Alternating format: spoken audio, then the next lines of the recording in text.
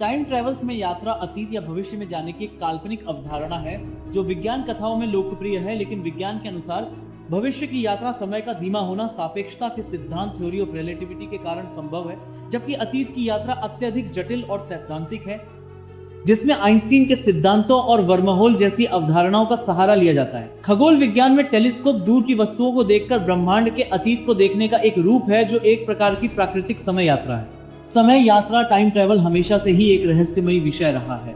जो मैं आज आपको बताने जा रहा हूँ ये एक रियल लगने वाली कहानी है जो एक ऐसी घटना पर आधारित है जिसने दशकों तक वैज्ञानिकों और इतिहासकारों को उलझन में डाल दिया था। ये 1954 साल की घटना है, मैन फ्रॉम टोरंटो। यह कहानी टोक्यो जापान के हानेडा एयरपोर्ट की है। एक सामान्य दोपहर में एक यात्री विमान से उतरा, लेकिन उसके पास मौजूद एक पासपोर्ट ने अंतर्राष्ट्रीय सुरक्षा एजेंसियों के होश उड़ा दिए। एक अजीब पासपोर्ट।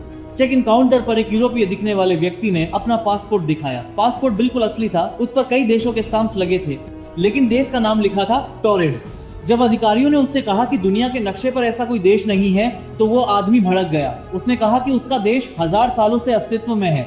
नक्शे का रहस्य।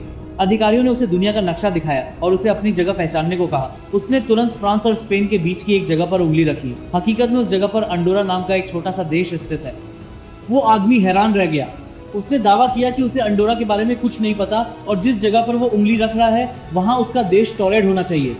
फिर जापानी अधिकारियों ने उसे संदिग्ध मानकर एक ऊंची इमारत के होटल के कमरे में नजरबंद कर दिया और कमरे के बाहर 2 गार्ड तैनात थे।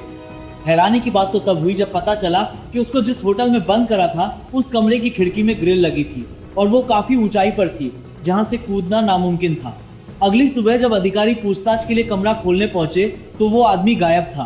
हैरानी की बात तो यह भी थी कि एयरपोर्ट लॉकर में रखा उसका सामान और पासपोर्ट जिसे सुरक्षा अधिकारियों ने जब्त किया था वे भी सुरक्षित तिजोरी से रहस्यमयी ढंग से गायब हो गए। इस घटना से वैज्ञानिक हैरान थे। इस घटना को लेकर आज भी 2 मुख्य थ्योरीज दी जाती हैं। पैरेलल यूनिवर्स माना जाता है कि वो व्यक्ति गलती से किसी समानांतर ब्रह्मांड से हमारी दुनिया में आ गया था जहां अंडोरा की जगह टोरंटो नाम का देश विकसित हुआ था।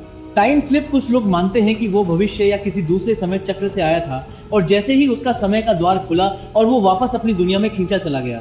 आपको क्या लगता है, क्या वो सच में टाइम ट्रैवल करके आया था? कमेंट में जरूर बताइए।